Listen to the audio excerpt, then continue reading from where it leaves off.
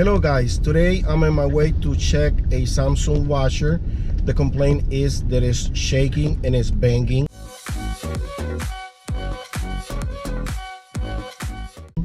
So we're gonna go and find out what's going on, but we kind of positive that it's gonna be the shocks, because it's very common that the shocks goes bad in this top loads.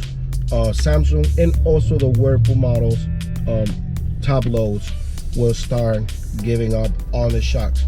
Now, one of the most comments that I get on my shock replacement in Whirlpools and Samsung is, well, the ones I remove looks just the same as the new ones.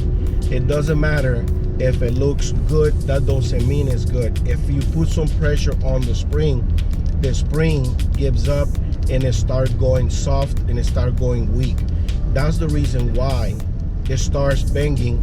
And the thing is, they don't go weak at the same time either. One of them start giving up more than others. Now, replacement one shock in a Samsung model can cost about, each shock about $70 something.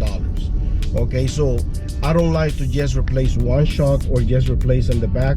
I like to replace all of them. So in this scenario, for this repair to be affordable for the customer, in a sale call, where sale call is when you sell the repair and the customer decide to do the repair, is make money on the part as well.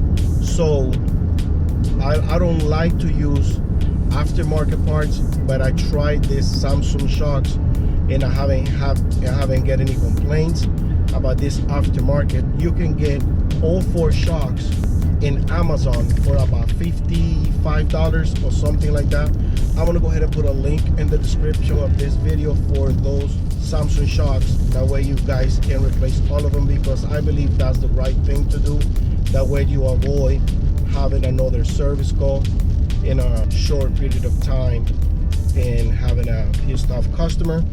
Now, another thing that I want to address, this video is just vlogging me, going into the repair.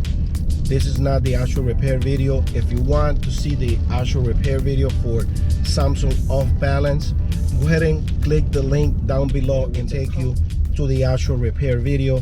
Now, this is going to be a little interesting because this is the first time that I'm going to be disassembling this Samsung, because like I told you before, this is a newer model and I haven't taken apart this model. However, after you figure out how to disassemble the touch panel and the top cover, inside they're all pretty much the same, Samsungs and the Whirlpools.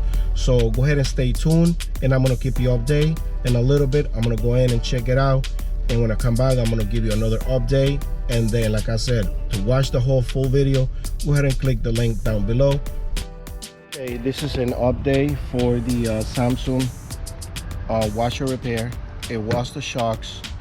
It was banging when it was reaching the highest RPM, when it was spinning at the maximum speed, high speed. And right now I just finished. You can see in this footage where it's going to the maximum speed and it wasn't banging anymore. So this was a success. If you guys want to make sure if the job was done correctly, you gotta wait until the last 3 minutes. When it goes to the last 3 minutes, that's when it reaches the highest RPM, and that's when you know if it's gonna start banging or not.